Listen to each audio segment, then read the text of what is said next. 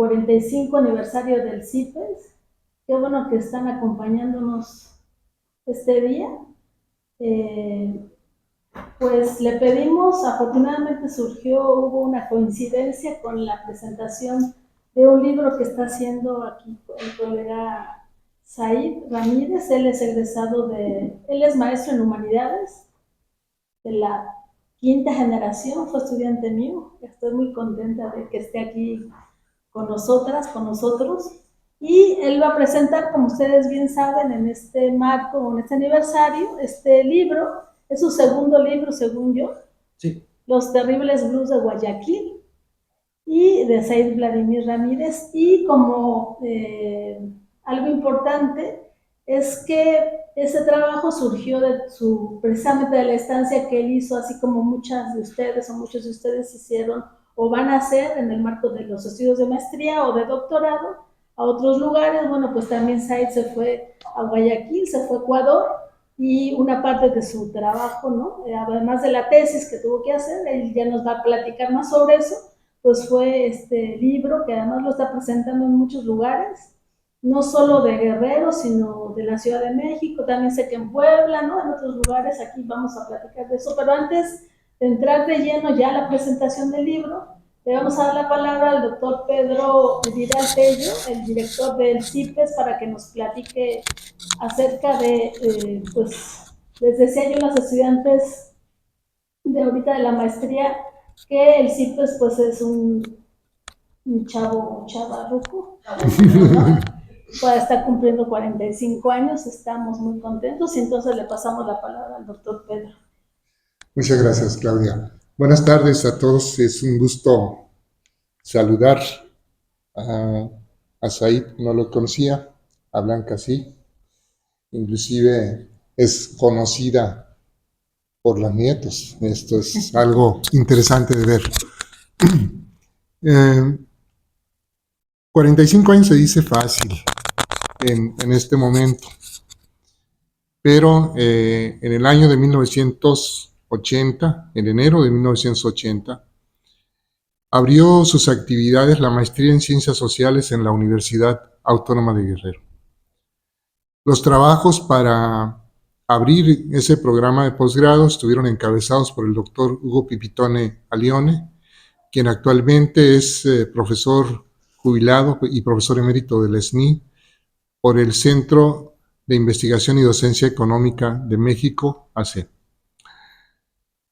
Además del doctor Hugo Pipitone, le acompañaron en esa aventura su esposa entonces, Nubia de la Roche, el doctor Jesús Ampera Ahumada, quien ya no está con nosotros desde hace tiempo, el maestro Guailupo, que se fue a Costa Rica, hasta donde yo sé, y otros maestros más que estuvieron en el arranque de ese programa de maestría, al cual yo personalmente llegué en el año de 1981, hace 44 años. Entonces, a lo largo del tiempo y por las características y vicisitudes que se dan en la Universidad Autónoma de Guerrero, lo que arrancó en el año de 1980 enfrenta su primera crisis en 1984, cuando el entonces secretario de Educación, Jesús Reyes Heroles, nos levanta la canasta, como se dijo en aquel tiempo, y los profesores universitarios duramos prácticamente un año sin poder cobrar nuestros salarios. Esto ocasionó que impactara de manera directa en las actividades de la maestría en Ciencias Sociales, ocasionando que algunos profesores que estaban acá se retiraran del programa. Algunos ya se habían retirado casi al inicio por diferencias con el entonces coordinador Hugo Pipitone, pero haciendo una revisión de las primeras 2 generaciones de esa maestría, no solamente había estudiantes de la Universidad Autónoma de Guerrero, estuvimos gente que venía de la Universidad Autónoma de Querétaro, de España, de Bolivia, de Perú, y 2 que llegamos de Nayarit extraviados, y los demás de aquí egresados de la Universidad Autónoma de Guerrero. En esta primera crisis nos agarra con la presencia de otro tipo de profesores, entre ellos Salvador Martínez de Yarroca durante un tiempo, El Pino, Carlos Simas también estuvo por acá con nosotros, y contamos con la presencia de ilustres profesores que venían de maestros visitantes, que eran historiadores famosos como Salvador Rodríguez de la Facultad de Ciencias Políticas, un escritor acucioso sobre las cuestiones de la Revolución y la historia de México. Y sobre todo se mantuvo por acá el doctor Alberto Di Franco Palacios, que después por cuestiones de carácter personal tuvo que abandonar el país y pasó a mejor vida en Perú hace como 3 años aproximadamente. Entonces, por este centro han pasado bastantes profesores de prestigio, desde el punto de vista académico y desde el punto de vista político. Y pasamos, después de esa crisis, a conformar una planta docente integrada por gente que estuvo en este programa. Y en el año de principios de los 90 le dimos un primer giro y a la maestría en Ciencias Sociales le pusimos apellido por primera vez y la pasamos a hacer una maestría en Ciencias Sociales, pero orientada hacia los estudios regionales. Y hacia el año 2000 cambiamos el perfil de este posgrado para crear la maestría en Estudios Socioterritoriales, y en ese periodo, siendo director un servidor, le cambiamos el nombre al centro porque a nosotros se nos conocía así, como Maestría en Ciencias Sociales, y entonces, ahora sí, como Johann Sebastian, le cambiamos el nombre y le pusimos Centro de Investigación y Posgrado en Estudios Socioterritoriales. Quien influyó en la determinación de ese nombre fue la maestra Isabel Osorio, de la Facultad de Filosofía y Letras, quien fue una persona que nos acompañó y orientó y además nos acercó con Daniel Yernó, quien fue nuestro tutor académico para armar la propuesta de maestría en estudios socioterritoriales. Entonces pasamos de las ciencias sociales en general a los estudios regionales y de manera específica a los estudios socioterritoriales.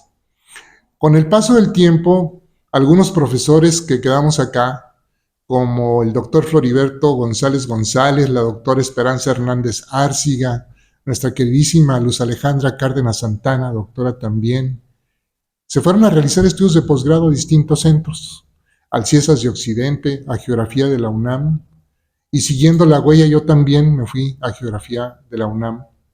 Y entonces este centro empezó a adquirir otro perfil y se nos impuso un reto en el año 2013 para tratar de atenuar cierto tipo de contradicciones que al interior del centro exigían. Se nos dijo, porque existía en ese tiempo un doctorado en Ciencias Sociales acá, que cada programa armara su núcleo académico y que nos fuéramos a concursar por el ingreso al Programa Nacional de Posgrados de Calidad de CONACYT. Y lo hicimos, pero dijimos con mucha claridad que con la maestría en estudios socioterritoriales no podíamos concursar porque teníamos un grave problema que se llamaba eficiencia terminal. Y creamos entonces, ya con la ayuda de otros profesores, ¿no?, sobre todo del CRIM, de la UNAM, que están ligados a geografía, y alguna profesora ligada a los estudios de género en la Universidad Autónoma de Nayarit, el programa de maestría en Ciencias, Territorio y Sustentabilidad Social, donde Fernando Campo tuvo la propuesta de decir, pues que sea una maestría en sustentabilidad social. No sabíamos qué era, pero nos aventamos el boleto. Ahora más o menos ya sabemos qué es este asunto de la sustentabilidad social. Y entonces nos fuimos al concurso en el verano del año 2014 y fue la maestría la única que pasó la evaluación del PNPC de CONACYT. Y con el paso del tiempo llegamos a la creación del doctorado en estudios sociales y territoriales hace poquitos años, en el año 2020, para iniciar actividades en el 2021, y estamos ya con la tercera generación que ahorita la tienen ocupada en clases, desafortunadamente. Entonces, ha sido un largo tránsito donde este centro ha pasado de tener una planta docente con profesores extranjeros, a quedarse con profesores nacionales, básicamente, pero con una formación disímbola, donde en la actualidad inclusive la presencia de profesores en estancias postdoctoral, como es el caso de la compañera Beatriz, le han venido a dar fortaleza y consolidación a estos programas académicos. Entonces, también cabe señalar que en este tipo de cuestiones fue como llegó nuestro actual coordinador de la maestría en Ciencias, Territorio y Sustentabilidad Social, el doctor Neftalí García Castro, a quien le dije hace mucho tiempo, cuidado, mi doc, usted no sale vivo de Guerrero, y así fue. Aquí está. Tanto a Beatriz como a Neftalí, los jóvenes del programa, ¿no? Porque uno ya no está tan joven, ya no sé cuál sea el primer error. Gracias, ¿no? Y a José Luis, que también está por acá, y a todas las compañeras que nos apoyan en estas actividades. Entonces, llegar a 45 años se dice fácil, pero ha sido una larga y azarosa historia, y claro que nuestra razón de ser son ustedes, las y los estudiantes de este programa. Por ello, bienvenido, Said, bienvenida, Blanca, y gracias a la compañera Claudia por encargarse de la organización del programa, de esta actividad, que nos permiten que este 45 aniversario no pase en silencio ni en el olvido. Muchas gracias y bienvenidos todos. ¿Cómo hacer comunidad? Yo les decía hace rato a las estudiantes que finalmente tenemos el mismo objetivo como comunidad académica y comunidad de trabajadores administrativos, trabajadoras de intendencia, que es pues, que los estudiantes logren terminar tanto sus tesis de grado, de maestría como de doctorado. Y en ese sentido hacemos comunidad, empujamos hacia ella todas y todos. Y bueno, sin más voy a pasar a la presentación. Yo creo que primero de ello de la maestra Blanca Estela Vázquez, casi doctora, ¿no? Y voy a leer rápidamente, no rápidamente, su currículum. Me da mucho gusto además verla porque bueno, ella, igual que Said, estudió la maestría en Humanidades, ella es de la tercera generación y también tuve la fortuna de que ella fuese mi estudiante. Yo digo siempre que pues aprendemos mucho en las aulas y con los estudiantes que están acá, los que ya son egresados y ya son maestros y casi doctora, pues aprendemos mucho en este proceso. Ella es Blanca Estela Vázquez Hidalgo, mujer que ha vivido la mayor parte de su vida en el estado zuliano de Guerrero. Estudió licenciatura en literatura hispanoamericana, es maestra en estudios socioterritoriales por el CIPES, maestra en humanidades y doctorante en ciencias de la educación.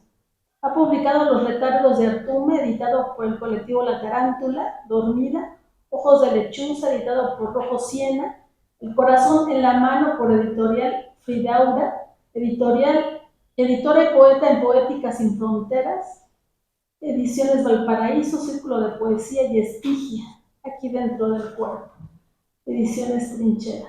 Es columnista de la revista electrónica de narrativa de La Tripa, ha sido ponente en diversos foros académicos por CONACYT, ahora Secretaría de Ciencia y Tecnología y Humanidades, UAGRO y Gobierno del Estado de Guerrero. Ha participado en diferentes eventos culturales exponiendo su trabajo poético, ha impartido talleres en instituciones públicas y privadas, siempre versando en el proceso educativo, género y literatura. Ha sido invitada a brindar conferencias en Seattle por la Fundación UAGRO, Chicago y California a la población latina. Es profesora en la Facultad de Filosofía y Letras en la licenciatura en Literatura Hispanoamericana y parte del profesorado de la maestría en docencia de las ciencias sociales. Y sin más, pues le damos la palabra para los comentarios al trabajo de Said. Gracias. Ok, pues muchas gracias. Gracias porque es como regresar también a una de mis casas, agradecida porque también en pues aquí hice mi examen de grado, entonces siempre impone el espacio, es también la nostalgia que platicábamos hace un momento con la doctora y con Said, la nostalgia. Agradezco al maestro Pedro, al doctor Pedro, porque efectivamente, pues, cuando dice que me conocen sus nietas, pues ya ustedes no imaginen mi edad, ¿verdad? Pero pues fui profesora de una de sus hijas y entonces uno conoce a la hija de la hija, y entonces se van haciendo las cadenas en colectivo de reconocer y caminar y aprender todos juntos y todas juntas. Y aparte que me da mucho gusto presentar el libro de Said, pues qué mejor que hacerlo en el 45 aniversario de este centro de investigación. En este centro de investigación por donde se han presentado muchísimos libros, donde se han llevado a cabo debates, donde se lleva a cabo un seminario permanente del cuerpo académico de género, donde muchas y muchos de nosotros nos hemos formado. Aquí está mi compañero Rafa, que ya prontito estará haciendo aquí también su examen de grado. Y presentarles esta novela, creo que para las personas que estudian los procesos socioterritoriales es bien importante. Ya lo decía la doctora Said, es un escritor, él egresa de la licenciatura en literatura hispanoamericana, también hace su maestría en humanidades, pero es un buscador constante de la identidad latinoamericana. Entonces, mucho se deja de lado el trabajo literario y a veces en la academia no se integra de manera corporal a los estudios de otras áreas del conocimiento. Además, si ven el libro, les va a encantar. Es una cosita bien bonita.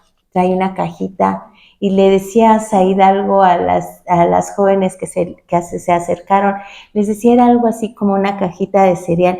Yo dije, oh, sí es cierto, era como una cajita de cereal, que cuando, no sé si les pasaba que ustedes desayunaban un cereal y ponían la cajita y se están comiendo el cereal, aunque todo el tiempo saben lo que dice la cajita, uno estaba comiendo el cereal y estaba leyendo lo que decía la cajita. Bueno, así pasa con la cajita de Los Terribles Blues de Guayaquil. Voy a dar lectura a este texto que tiene como título El consuelo de lo que parece no existir. Y tiene un epígrafe del autor, Said Vladimir Ramírez, que dice: estoy desarraigado y sin embargo deseo pertenecer. Algunas ciudades provocan cierto magnetismo que nos obligan a virar nuestras miradas hacia esos territorios. Creo, sin duda, que el escritor Said Vladimir Ramírez encontró en Ecuador una veta de inspiración, su inspiración. Aún mucho antes de que él anduviera por ese país, tierra de volcanes. Y fue a través del grupo de Guayaquil o la generación del 30 que encontró voces distintas a las que tanto se recurren en la literatura hispanoamericana. Y como un expedicionario, y a través de un cuento de Demetrio Aguilera Malta, El Cholo que se vengó, fue acercándose constante y decidido para mostrarnos esa literatura realista, pero con una profunda base social. Y creo que como Alexander von Humboldt, se recreó en Guayaquil. Y como él pudo ver que los guayaquilenses se alegran con música triste.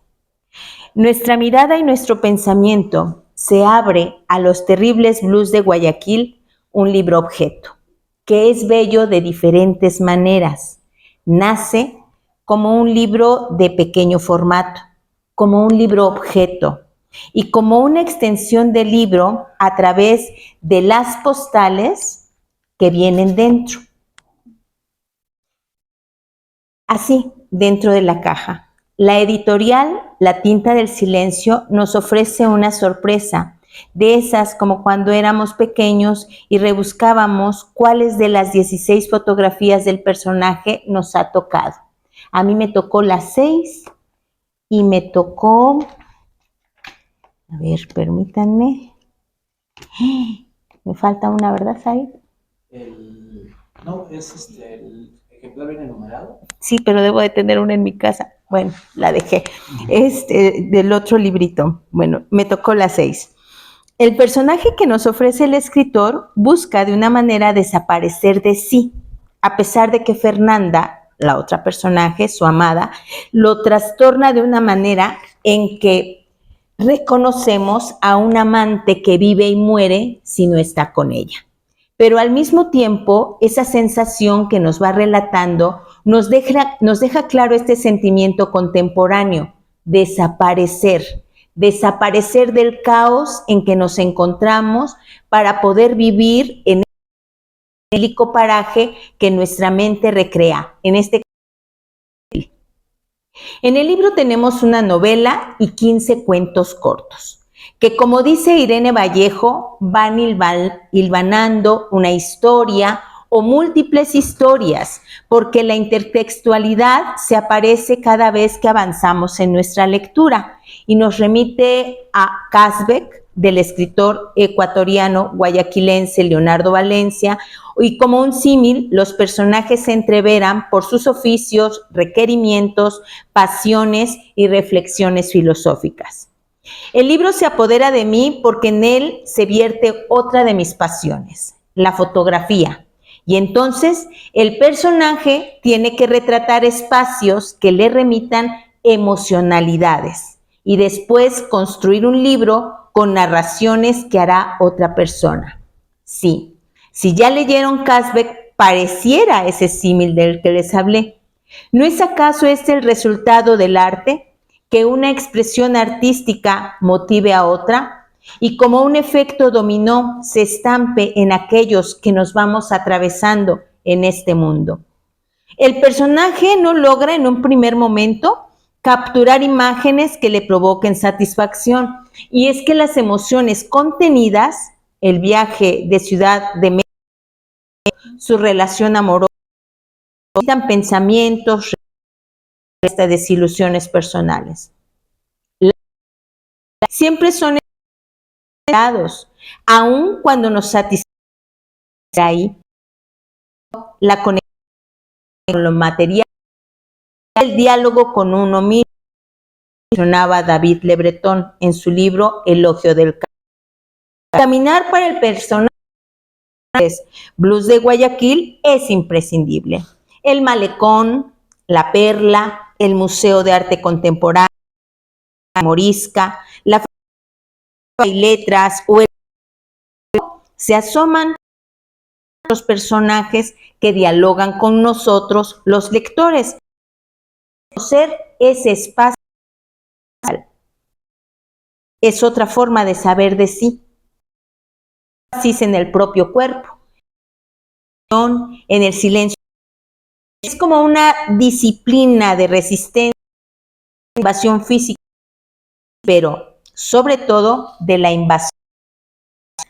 Pensamos tanto en aquellos, pero que por una u otra razón desconectados de nuestra vida.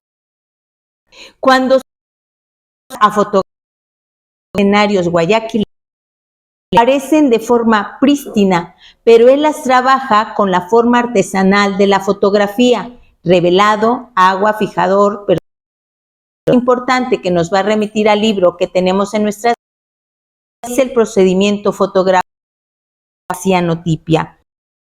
Es un procedimiento que utiliza dos compuestos químicos, hierro y ferrito, que es consigue una copia final en un color llamado cianotipio, por el color cian, que es saturado de tono comparable con esa claro, también se le llama ciano. Esa es la fotolibro, 16 imágenes características que invitan al pasado y también a la melancolía. Nos asoman a como si nosotros anduviéramos deleitándonos los sentidos de Guayaquil de la mano de quien ya había hecho de sí este color representativo de su tierra, como si nos tomáramos a través de la colorimetría de las emociones y los sentimientos. El autor, Said, dialoga no solo con la palabra y la fotografía, sino también con la música, y es ahí donde Bessie Smith nos contrae el pecho para refugiar doliente, liberadora. Leer Blue Water Blues, su repertorio, porque va de la mano reflexionando con nuestro narrador. Nuestras pasiones ordinarias se dejan entrever en las formas, en cómo nos relacionamos, andamos, comemos, bebemos y trabajamos. Nuestras emociones se construyen también socialmente, pero no siempre las otras personas se pueden asomar a nuestro mundo. Pero para eso es para dejar vaya apoderándose del sentimiento de quien va hablando. Un laberinto onírico, no más bien con esto que nos atrevemos.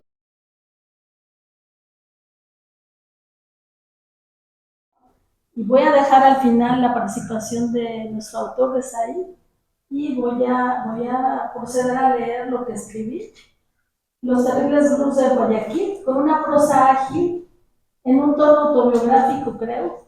Said nos desafía a conocer Guayaquil a través del blues de Betsy Smith y una secuencia fotográfica literaria, ya que la única fotografía emanada de este relato es la bella postal, que ya decía Blanca, que acompaña el ejemplar del libro. La novela es un canto polifónico de blues con una narrativa paisajista que aborda las tensiones de la identidad urbana desde la mirada extranjera, acompañada de una suerte de fotografías con la técnica de cenotipia. Said nos revela el desarraigo que implica partir por voluntad propia cuando la incertidumbre se apodera del porvenir. Esa palabra tan temida por las jóvenes generaciones de la actual Latinoamérica. Nuestro protagonista se mueve entre puertos, ríos entrañables, pero también temidos como el Guaya. Era muy difícil, tal vez no haya punto de comparación, pero pensaba en el diminutivo que utilizamos para Chilpancingo, Chilpo, que plantean futuros promisorios en el que también es posible encontrar un cadáver de una mujer víctima de feminicidio, por más que el autor se imagine un suicidio. Guayaquil, con K, Quil, no es una metáfora. Los crímenes son parte de su cotidianidad, lo mismo que la ingobernabilidad ecuatoriana, común a esta América Latina inmersa en una suerte de realismo mágico que logra alcanzar aún la novela escrita por Said. Fernanda, prostituida por su madre desde pequeña, por ejemplo, me recordó la triste historia, bueno, creo que le cambié el nombre, pero es algo así. La triste historia de la Cándida Heréndira y su abuela desalmada, con esa mirada del hombre amante que busca su redención. Habrá que preguntarle a Fernanda si ella está de acuerdo. La mirada sobre el territorio de esta urbe ecuatoriana plantea el inicio de una gentrificación presidida por el encuentro de una pretendida ciudadanía multicultural, en la que coinciden un editor checo, Kral, con un novelista mexicano, o eso suponemos. Las emociones se presentan al plantear un sentimiento de amor-odio por la ciudad, una búsqueda de la identidad aquí y allá, del desarraigo del encuentro amoroso en otras tierras para intentar regresar al ser en sí mismo, o a uno, o a una misma. En este caso a uno mismo, ¿no? El azul de mar que evoca esa catarsis del desarraigo al hablar de Eduardo Solá Franco. Tiempos superpuestos en música nostálgica que nos lleva a inicios del siglo XX, técnicas fotográficas antiguas y una narrativa del siglo XXI. La portada es una rueda de la fortuna, como ustedes pueden ver acá, que para la clarividencia del tarot significa la inconsistencia de nuestra realidad. Es una muestra de nuestra endeble vida, precisamente como lo decía Marshall Bergman, todos los sólidos se desvanecen en el aire. Pues me permití, mientras que leía la segunda vez la novela de Said, pues la acompañé del blues de 10.000 y pues algunas de las canciones, blues de aguas estancadas, ¿no? Dice parte de su letra, porque mi casa se derrumbó y ya no puedo vivir allí. Hay miles de personas que no tienen un lugar a donde ir. Me parece que era importante, pues, esto que decía yo de la polifonía, ¿no? Del encuentro entre la fotografía, la literatura y el blues. A mí me gustó mucho este vínculo, esa articulación que hace el propio Said. Y desde luego sentí que, bueno, tuve la lectura más desde mi propia formación. Yo creo que es así cuando leemos un texto, ¿no? Los comentarios pueden ser en función de tu propia formación y de tu experiencia de vida, ¿no? Es decir, desde dónde pones, a mí me llamó la atención, por ejemplo, el tema del feminicidio, que Said le da un pequeño momento, ¿no? Que, bueno, él habla, o el autor plantea como un eventual suicidio, ¿no? Y me llamó también mucho la atención cuando habla de Guayaquil, como kill, matar, ¿no?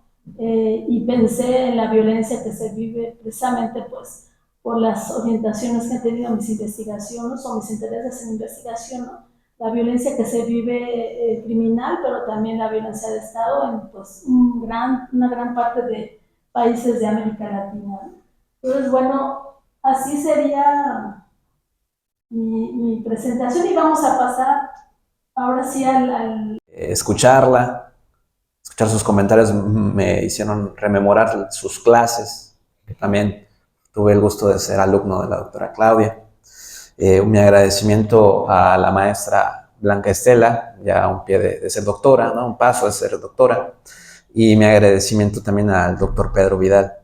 Yo voy a retomar esto con una frase que nos compartió Blanca. El CIPE se impone, ¿verdad?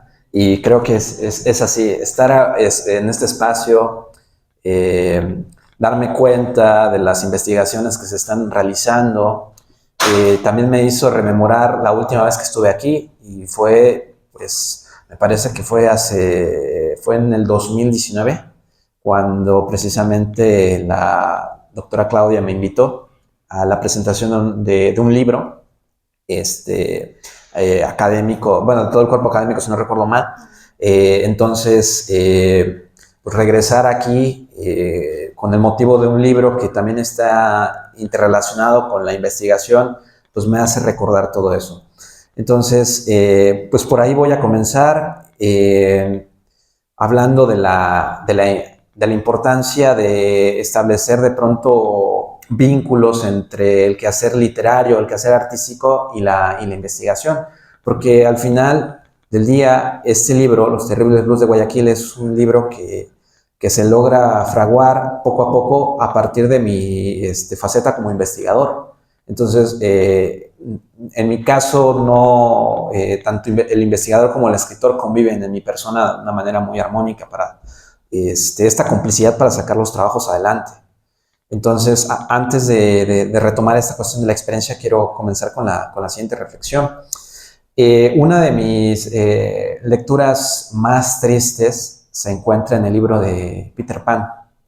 En el final, Wendy y sus hermanos logran retornar a la casa de sus padres, y los padres, felices de verlos nuevamente, aceptan adoptar a los huérfanos, mientras Peter ve a través de la ventana y nos dice: quizá vivir sea la aventura más grande. Y es que Peter está lleno de vida, lucha con piratas, coqueta con sirenas, viaja a través de las estrellas y siempre será un niño.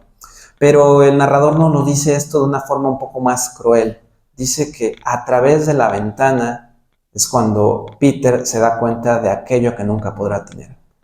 Y yo pienso que eso que nunca podrá tener no es la posibilidad de seguir manteniendo aventuras, sino la posibilidad de pertenecer y tener un lugar. A ver, quiero compartir una cita de la novela Lumbreras, del escritor Hernán Roncino. Dice así: ser extranjero no es una cuestión de lenguas y territorios. Ser extranjero es estar lejos del propio deseo. Entonces, un deseo que no ha podido ser cumplido, algo imposible. Y es que hoy en día ser extranjero está atravesado por cuestiones políticas, económicas, culturales y hasta ambientales. Y hay ciertos lugares a los que no se puede ir ni viajando en barco, tren ni avión. Ciertos puntos del globo a los que el visado es eso, solo un papel que puede ser mojado, quemado y destruido.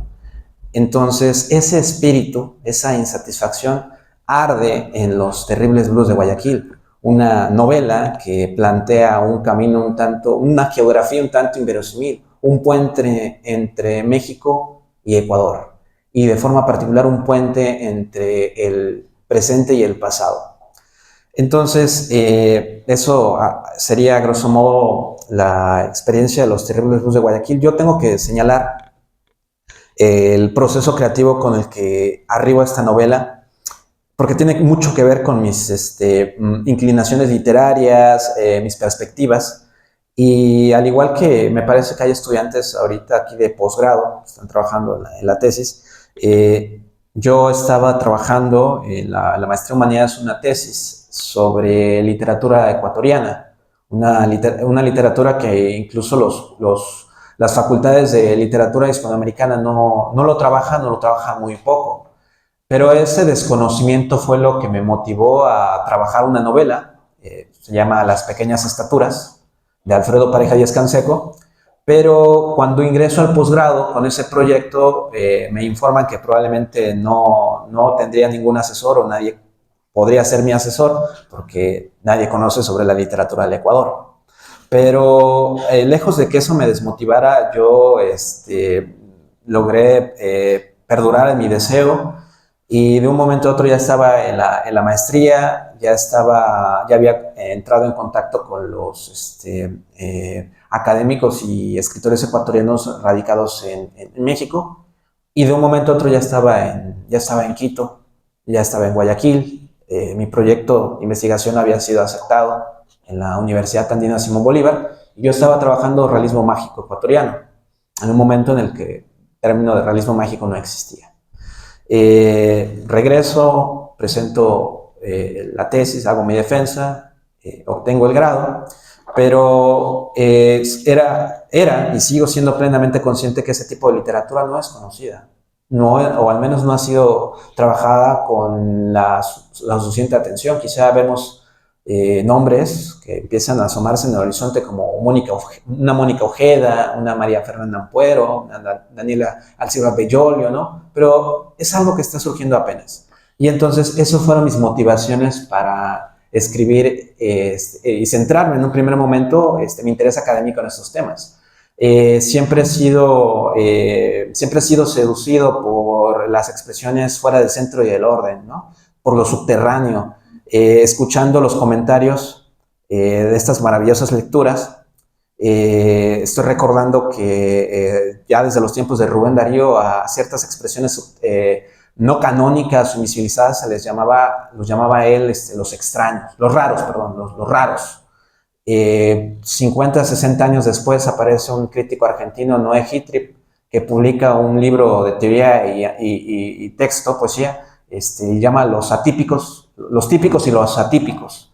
Entonces, siempre me ha interesado mucho estas cuestiones de qué es lo que legitima, qué es lo que permite que algo pueda ser estudiado en una universidad, qué es lo que hace que un autor sea reconocido como canónico y qué es lo que hace que un autor o una autora quede invisibilizada por siempre.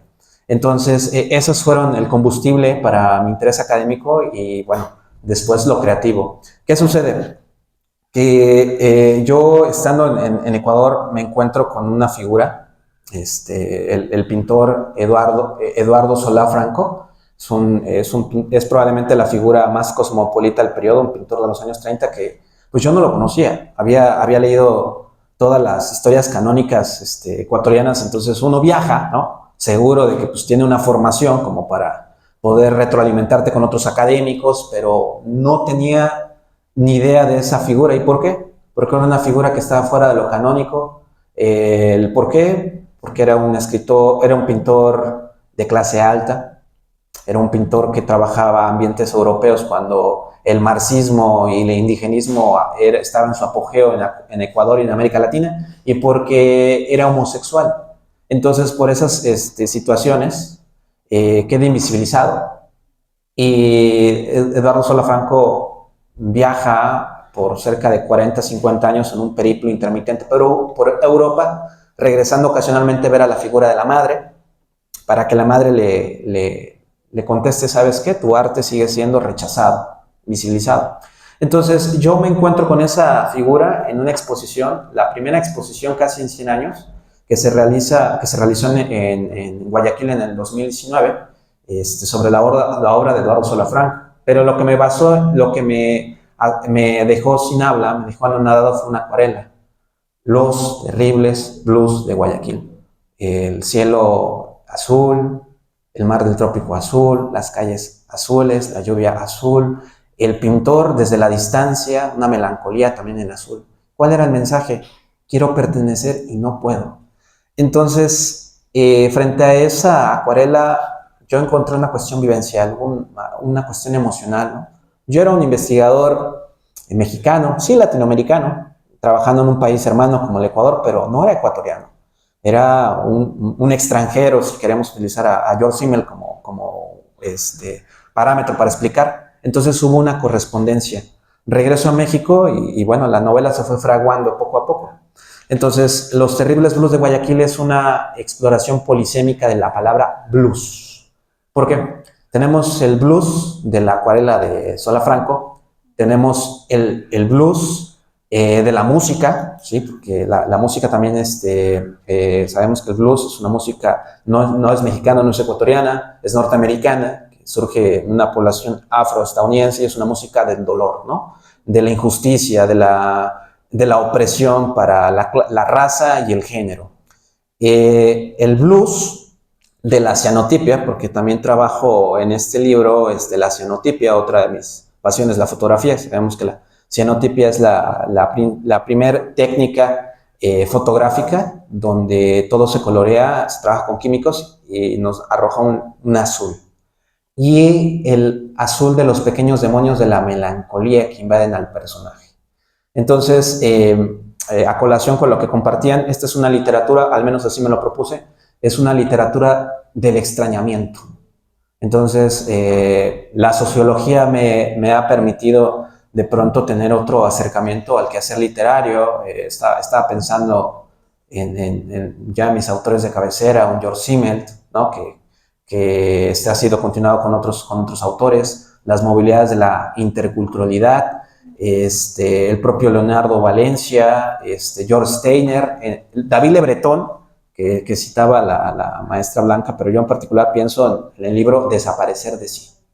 Todas esas lecturas me permitieron exponer y construir un libro que dialoga perfectamente con los tiempos actuales, el de la globalización, ¿sí? El de la movilidad. Vivimos en un momento en el que no es necesario salir ni de tu casa para poder obtener todo, ¿no? Tú puedes recurrir a una de estas aplicaciones de comida rápida, lo que quieras, y las cosas llegan a tu domicilio.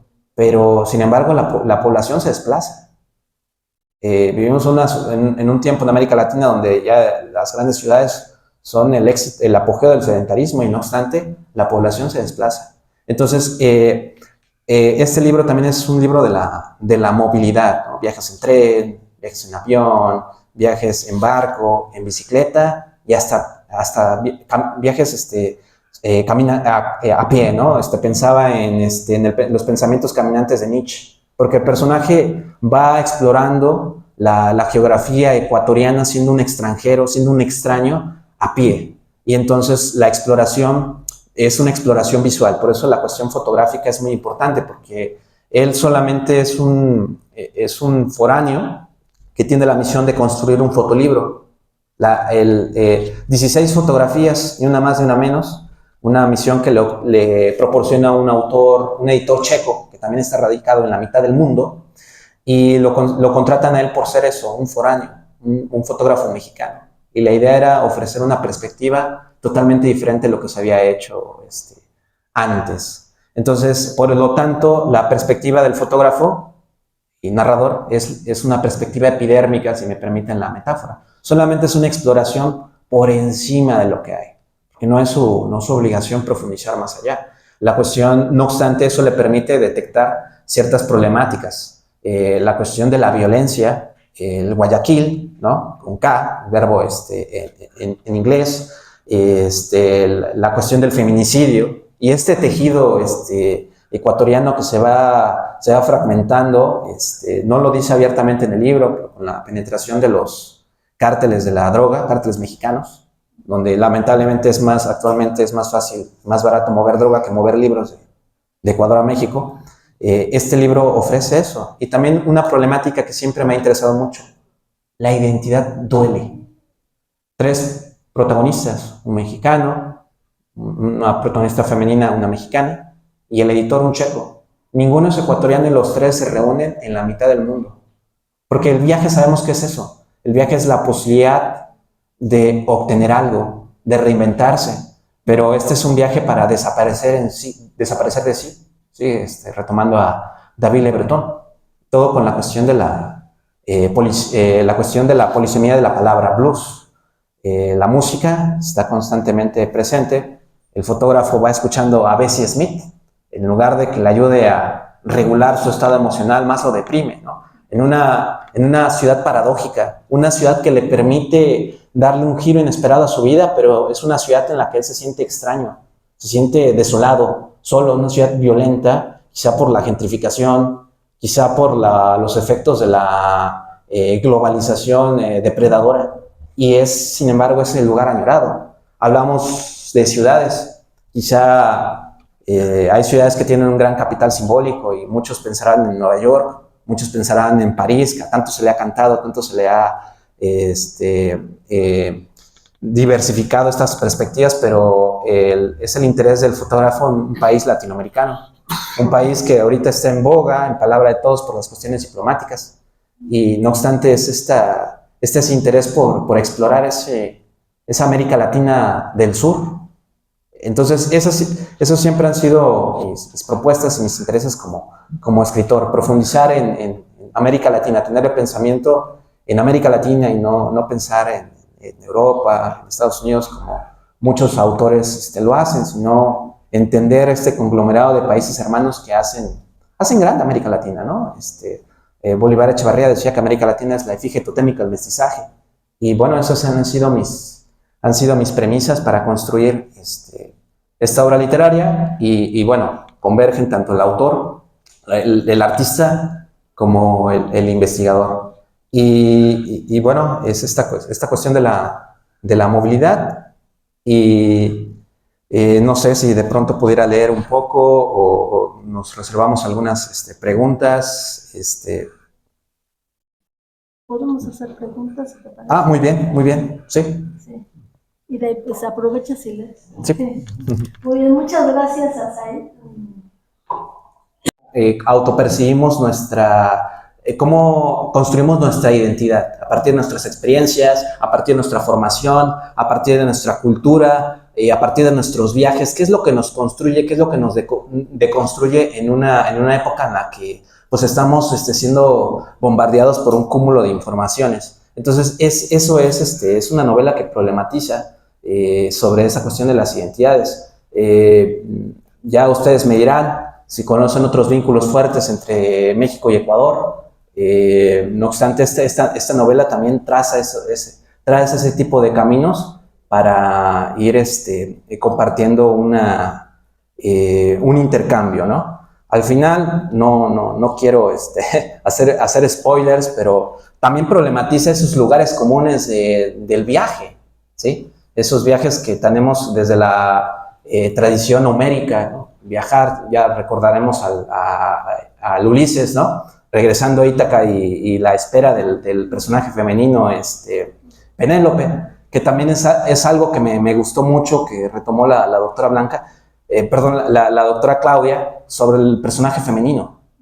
Hay una problematización sobre situaciones sociales como la prostitución, sobre la situación femenina, pero a partir de la mirada de un otro, ¿no? Entonces, esa fue una de las premisas, personajes verosímiles y la construcción de personajes femeninos, al menos esa fue mi intención y lo confieso, personajes femeninos con relieve. Ya los lectores lo dirán, pienso yo que son los personajes también los que se roban la novela, porque el protagonista solamente es una subjetividad, no tiene nombre, es un yo que va capturando todo a partir del ojo de su cámara, es como ir capturando la materia del mundo a través del visor, pero él solamente es un simple espectador parece que de la historia de otros, mientras él se va desdibujando poco a poco. Entonces, bueno, me gustaría hacer un intercambio con ustedes sobre esos temas, ¿no? La globalización, el arte, la música y la identidad. La movilidad.